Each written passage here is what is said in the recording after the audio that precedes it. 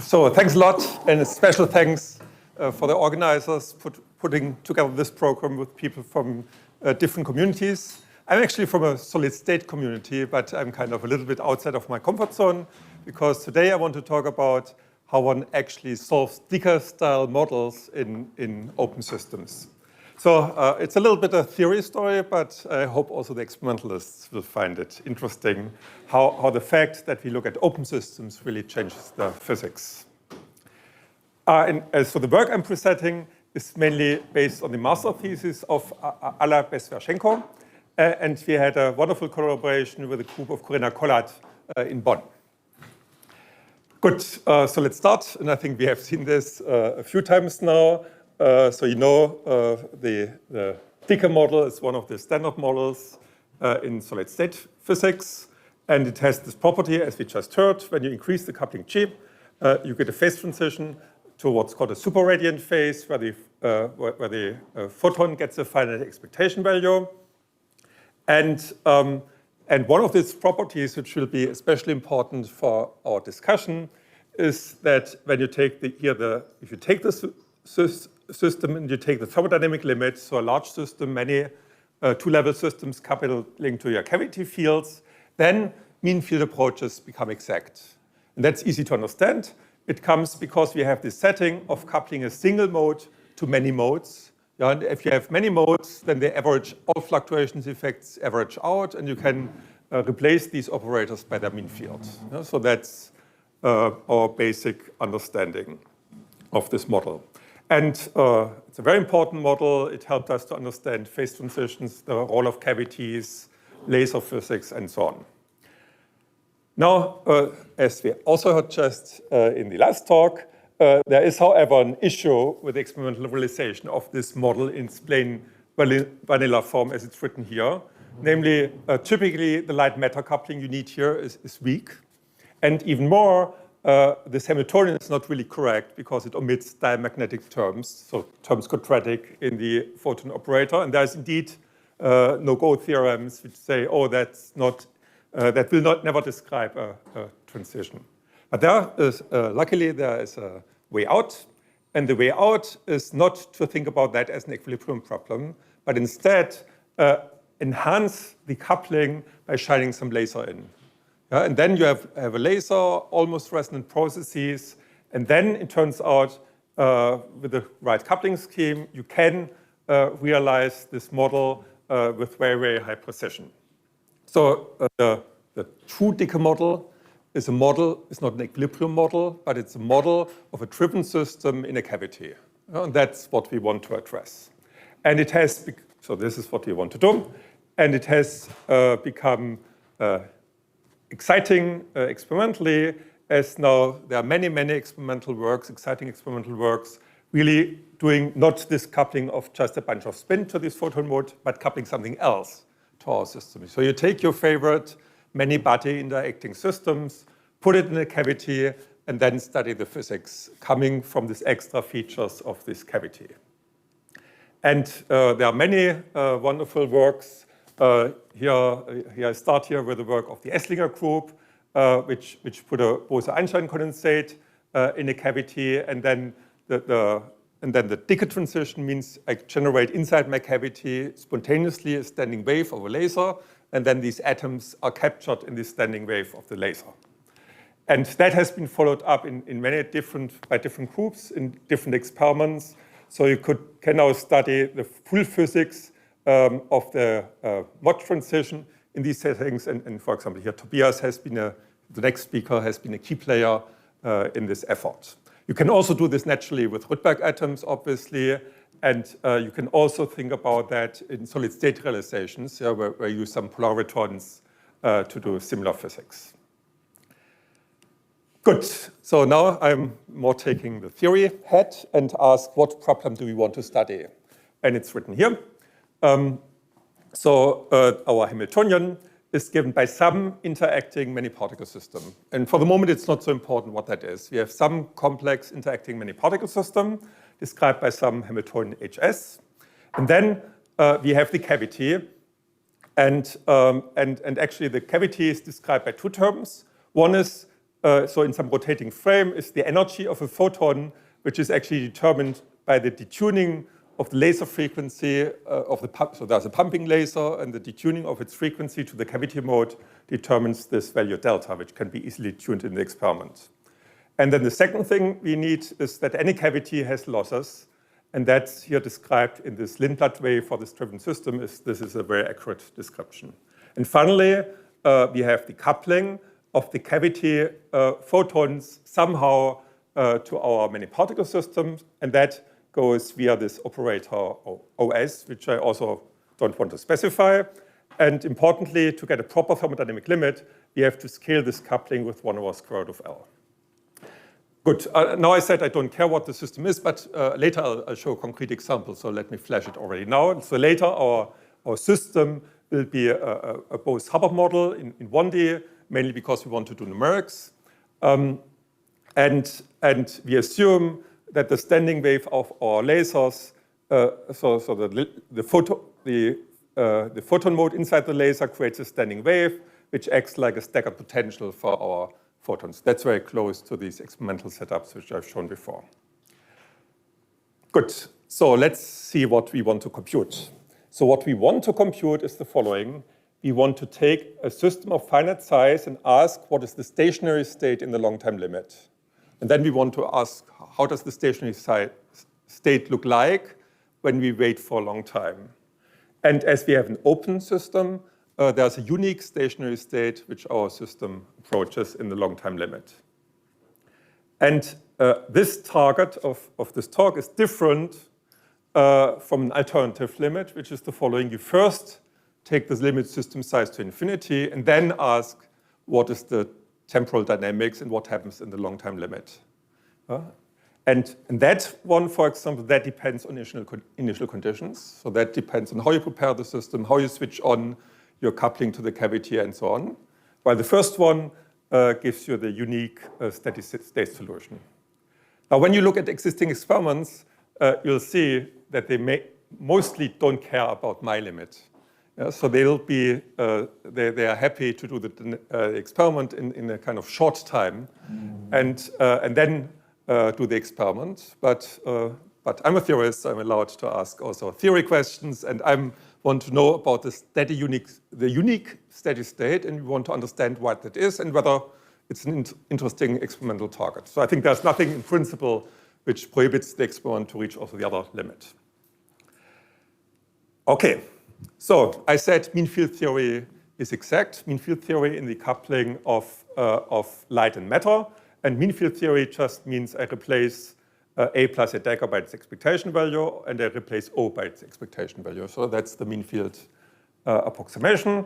So, and claim is this is exact for large system size. So why is that? Well, this coupling the coupling of light to matter actually comes from a sum of local terms. So you remember that was the staggered potential, for example, was the coupling. So that's a sum of L terms when L is the number of particles or sites in my system. That means the expectation value of this thing will be typically proportional to L. But when I have L fluctuating terms, then the deviation from the mean field are proportional to the square root of L. And you see, therefore, fluctuations are much smaller than the average. And that means in the limit L to infinity, I can forget fluctuations. And what I said in words, you can obviously do in various formal ways. You can do your favorite Hubbard's autonomous transformation or count diagrams. The result is the same. Mean field theory is exact, which is the basis of solving these models. Good, so let's start doing that, and we'll see there's a catch to that statement. Yeah? So that will come in a second. So first, you solve the cavity part inside this mean field approximation. That's super easy. It's just a displaced harmonic oscillator, no work required. We can easily solve the cavity part. There's now, within the mean field theory, we also know now the Hamiltonian of our system. So that's just the original Hamiltonian plus this extra correction from the photon mean field. And so it seems that our work is done. But there's a but. And so you assume that the photon elapsed already? So Yes, so it's a cavity with a loss rate, so the photon will relax rapidly. So the loss rate is big? The loss rate is not super tiny. Yeah, I'm looking at length scales much larger than this length scale set by the loss rate, yes. Okay. Yeah, but this is just an exact solution, so we can just exactly solve this on all time scales you like. It's within mean field approximation, that's nothing. Yeah, it's a harmonic oscillator, open harmonic oscillator. So that's, okay, but let's come back to my but. So so I know the Hamiltonian of the system, but that's not the only thing I need. I do not only need the Hamiltonian of the system, but I need also the state of my system. I have to know what is the wave function, what is the density matrix of the system. And nothing here fixes what the state of my system is. Yeah, so I have no equation yet which says what is the density matrix describing my system. And so and often when you look up a theory paper, they just take the ground state for simplicity. Yeah? But why should I do that? And so the state is not fixed by mean field. So something else must fix it. And the answer is fixed by fluctuations beyond mean field. So I have to look at beyond mean field correction to see what the state of my system actually is. So that's the target. So I have to know what is the state of my system. Now something comes to help. And that's if I take a complicated generic many-particle system, then I know if left alone, this always goes to a thermal state. And therefore, it will always take this thermal form. And formally, this is an exact statement in our setting in the thermodynamic limit because all corrections to that vanish in this thermodynamic limit. Yeah, so claim is in this thermodynamic limit for this specific model, it's an exact statement that a generic system in the thermodynamic limit approaches this thermal state. Sorry, if you are driving like the space that sometimes people are driving from something natural, right? So you strongly that you need to go to a system and relax to thermal state, but these are oftentimes regrettable. So how do you know that you are not going to put the balance? So I'm not sure, I didn't get the acoustics fully, but the statement is if I take a generic interacting system and leave it alone, or if you like, that's an input to our approach, then this goes to a thermal state. Yeah? And we know there are exceptions to that rule, but they are very specific exceptions. And so I'm just assuming here. You can view this as an assumption that the system thermalizes if left alone. Good.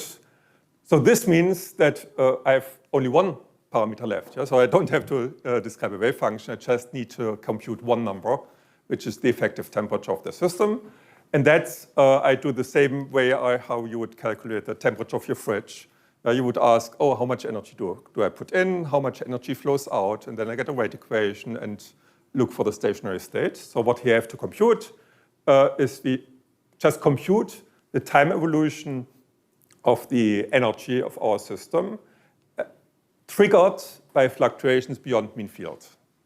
Yeah, and we said these fluctuations are small, so therefore we can choose just plain vanilla perturbation theory to compute them. Yeah? You can use your favorite Keldysh whatever perturbation theory, fancy projection techniques, or just golden rule arguments. Doesn't matter, you always get the same result. And it's also exact because it's controlled by L being large, so it gets better and better the larger system size is. And here's the answer. So the time dependence of the energy of the system is given by a simple closed formula. And the physics of this operator OS, this coupling operator, is encoded in some imaginary part of a retarded susceptibility. The cavity mode enters via its spectral function, which is, again, within our model, is exactly given by this Lorentzian. And importantly, the fact that this comes only from beyond mean field fluctuations, which are small, means that the prefect of this thing is small. Good, but we can use that to determine what the temperature is. So let's briefly look in these equations. So let's first look at this first factor. And the first factor now describes For positive, so this imaginary part of chi decorated by some Bose functions. For positive frequencies, that describes energy absorption of the system. For negative frequencies, it describes energy emission.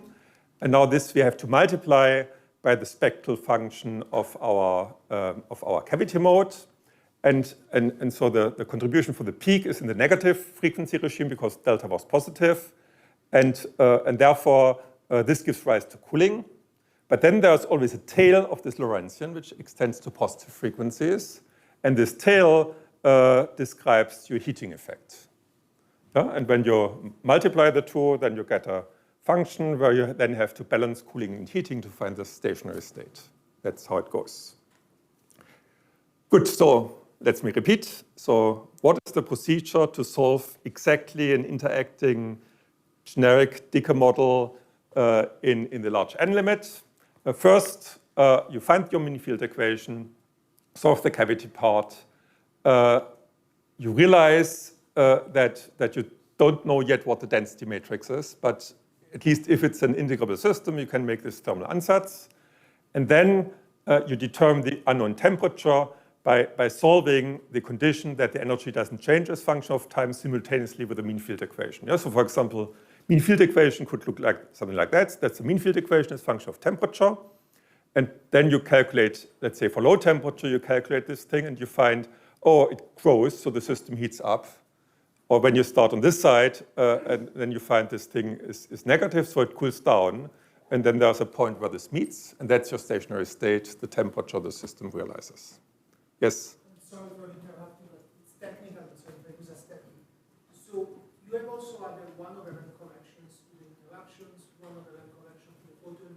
So T is 1/n, right? You are calculating. What is 1/n? Temperature. No. No. No. No. You are. The change of temperature is 1/n. And all the other potential 1/n corrections are subleading to the change in temperature 1/n. So I could understand your method as just saying that's the leading, the right way So of leading 1/n. let me explain what the reason for that is. So if I have an interacting closed system, then temperature is a completely free parameter. So there's nothing which fixes the temperature, and therefore the 1/n fluctuations are able to tune this one unknown factor. All the other factors, they are fixed. Yeah? So all the other parts of the density matrix or the wave functions, they are fixed, and therefore only the zero mode is susceptible. So the zero mode changing temperature is the only thing which is susceptible to this 1/n fluctuations. So claim is this is a rigorous statement. You're providing some initial equilibrium state. So if the system is closed, that energy is injected. I'm looking in the long time limit. Good. Okay, so let me just, now we can do this for a concrete example. And now to determine the quantities which we need, imagine a part of chi and a little bit of thermodynamics of the 1D Bose-Haber model, we just use exact diagonalization, and which is good because you'll see all temperatures will be super high, so there are almost no finite size effects. And then we compare this to a series numerics, which was developed by the group of Corinna Collard, which is a matrix product state non-equilibrium code for such a system. Okay, so let's look. Here's, for example, we can take a look at a phase diagram as function of coupling strength and the cavity loss rate in our system. Yeah? So that are two parameters to tune. And at first glance, you get something very similar from the expected phase diagram, namely when you increase the coupling strength, you go into a superradiant phase where the photon number obtains a finite expectation value. But the first thing where you realize that you get something completely different than naively expected maybe is when you look at the effective temperature. It's already high in the empty cavity regime and then grows like hell when you go deep into the Dicke phase. So let's show this more closely by taking a cut through this phase diagram. So now I fix my gamma, so the quality of my cavity, and just change the coupling constant. That was by changing the laser amplitude of the driving laser. And now we can look what happens to the photon occupation. And what you should look at are these red curves. So the red curves are the predictions. So first it's 0, then we have the Dicke transition, and we go to a state with a finite occupation of photons. However, this occupation is completely different from what you expect when you do zero temperature mean field. Namely, what you usually expect is that this, for large coupling, that this grows quadratically in the coupling constants. But instead, this saturates to a value which we can actually calculate analytically, and it's just set by the density of bosons in the system.